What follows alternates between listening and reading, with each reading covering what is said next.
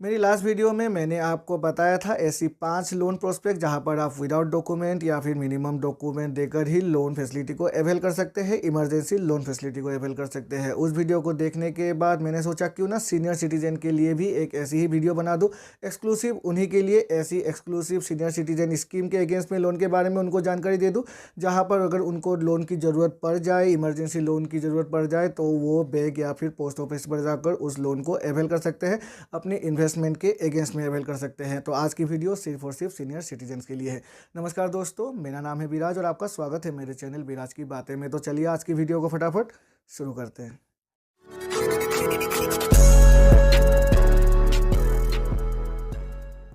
सबसे पहला जो सीनियर सिटीजन के लिए लोन प्रोस्पेक्ट होता है वो लोन प्रोस्पेक्ट होता है सीनियर सिटीजन की पेंशन लोन।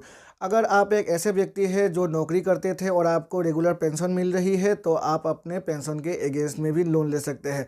और ये जो पेंशन लोन है ये आप जिस भी बैंक में अपनी पेंशन अकाउंट को चला रहे हैं उसी बैंक में जाकर आप पेंशन लोन को ले सकते हैं।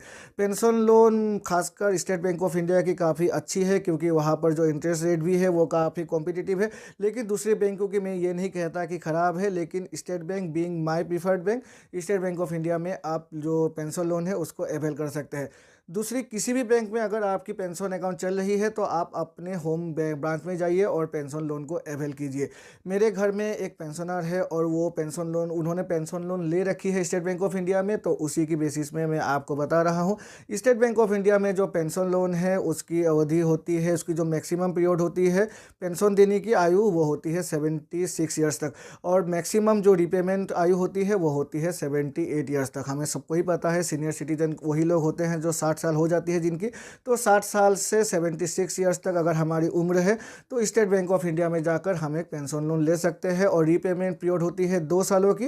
तो अगर हमारी उम्र जो मैक्सिमम 76 ईयर्स है तो हम 2 सालों की ही रीपेमेंट पीरियड ले सकते हैं। लेकिन अगर हमारी उम्र 72 सालों से नीचे है तो हम 5 साल यानी कि मैक्सिमम 10 ईयर के लिए पेंशन लोन ले सकते हैं। सभी बैंकों में ये रूल समान है कि जो भी नेशनलाइज बैंक है सभी बैंकों में 70 ईयर्स तक ही लोन जो ये पेंशन लोन है उसकी जो भी रीपेमेंट आयु है वो अधिकतम होती है। और सभी जो भी नेशनलाइज बैंक होते हैं उन पर जो पेंशन लोन की जो भी मैक्सिमम आयु है पेंशन लोन देने की वो होती है 76 ईयर्स। तो ये स्टेट बैंक ऐसा नहीं है कि सिर्फ स्टेट बैंक ऑफ इंडिया में ही है, ये सभी बैंकों में एक ही होती है।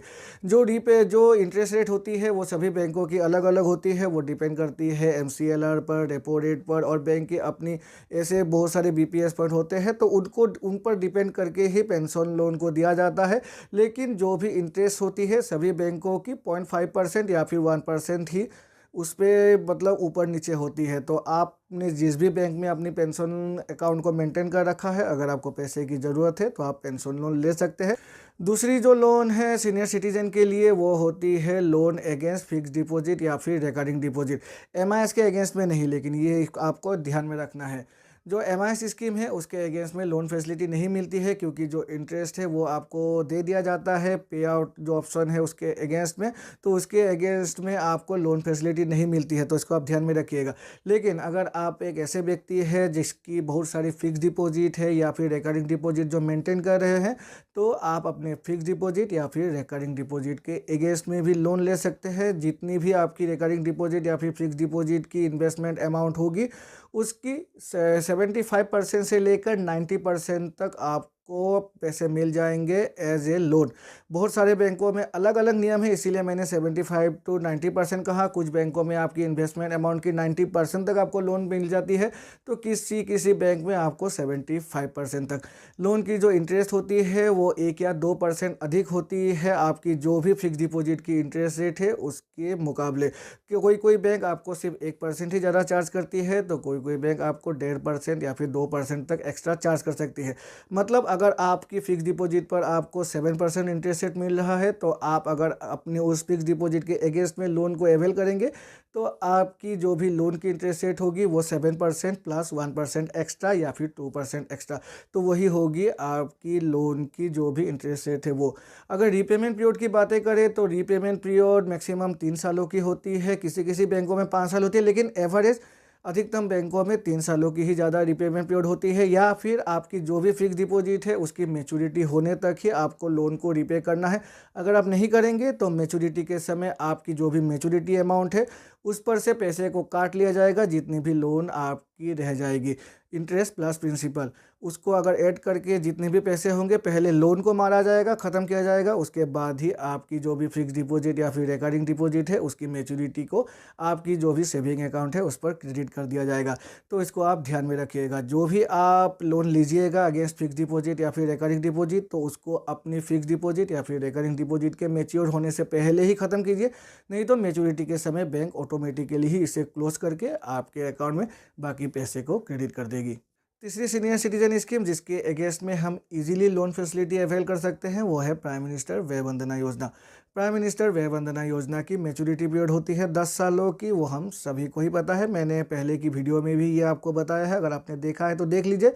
नीचे जो डिस्क्रिप्शन है वहाँ पर मैं उन वीडियो की लिंक दे दूँगा, आपको प्राइम मिनिस्टर वय वंदना योजना के बारे में सारी जानकारी वहाँ पर मिल जाएगी। लेकिन यहाँ मैं बात कर रहा हूँ लोन के बारे में। अगर हमें प्राइम मिनिस्टर वय वंदना योजना से लोन अवेल करना है तो हमें वेट करना पड़ेगा योजना खोलने की 3 सालों तक। मतलब जो भी प्राइम मिनिस्टर वय वंदना योजना है उसकी इन्वेस्टमेंट पीरियड से 3 सालों बाद ही हमें लोन फैसिलिटी अवेल करने की जो फैसिलिटी है वो मिल जाती है। इसका मतलब ये हुआ कि साल 2018 से पहले जिन्होंने भी प्राइम मिनिस्टर वय वंदना योजना में इन्वेस्टमेंट कर रखी है तो अभी वो चाहे तो उनको प्राइम मिनिस्टर वय वंदना योजना से लोन फैसिलिटी मिल जाएगी, यानी कि साल 2021 में जो भी लोन अमाउंट होगी वो होगी 75% ऑफ आवर इन्वेस्टमेंट अमाउंट। मतलब अगर मैंने प्राइम मिनिस्टर वय वंदना योजना में 10 लाख रुपए इन्वेस्टमेंट कर रखी है तो 10 लाख की 75% 7.5 लाख तक हम as a loan amount avail कर सकते हैं प्राइम मिनिस्टर वय वंदना योजना के अगेंस्ट। जो इंटरेस्ट रेट है वो इंटरेस्ट रेट है 9.5%। ये भी हमेशा हर साल डिसाइड किया होता है, हर फाइनेंशियल ईयर इसको चेंज करती है गवर्नमेंट ऑफ इंडिया। तो इस फाइनेंशियल ईयर यानी कि साल 2021-22 में इसे 9.5% रखा गया है। और अगर आपने इसी फाइनेंशियल ईयर में लोन ली है तो आपकी पूरी की पूरी 10 ईयर में ये 9.5 ही रहेगी। मतलब अगर अगली साल फाइनेंशियल ईयर में इसे चेंज भी कर देती है गवर्नमेंट ऑफ इंडिया, बढ़ा भी देती है, तो आपको 9.5% ही पे करना है। लेकिन अगर घटा भी देती है फिर भी आपको 9.5% ही करना है। मतलब ये फिक्स हो जाएगी आपकी पूरी की पूरी लोन 10 ईयर पर। अगर प्राइम मिनिस्टर वय वंदना योजना की लोन की बातें करें तो लोन की जो रीपेमेंट है वो रीपेमेंट होती है हमारी जो भी इंटरेस्ट की रीपेमेंट है उसके मुताबिक। हम सभी को पता है प्राइम मिनिस्टर वय वंदना योजना में हमारी जो भी इंटरेस्ट मिलती है उसको हमें पे आउट के तौर पर पहले से ही डिसाइड कर देना पड़ता है।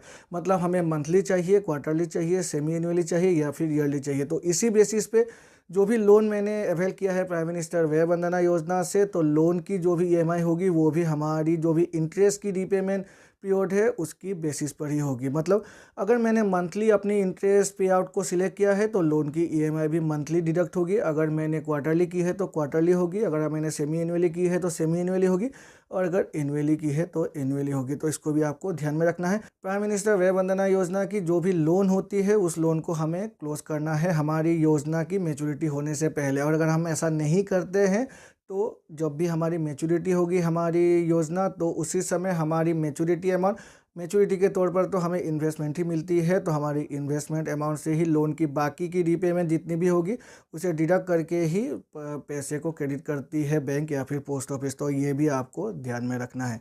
तो ये है वो 3 लोन प्रोस्पेक्ट जो सिर्फ और सिर्फ सीनियर सिटीजन के लिए। रेगुलर पेंशनर के लिए तो तीनों ही प्रोस्पेक्ट्स ओपन हैं। अगर रेगुलर पेंशनर को पेंशन लोन भी मिल जाएगी, अगर प्राइम मिनिस्टर वय वंदना योजना में इन्वेस्ट कर रखा है तो उसके अगेंस्ट में भी लोन ले सकते हैं, और फिक्स डिपॉजिट के अगेंस्ट में तो कोई भी ले सकता है जिनके पास फिक्स डिपॉजिट है।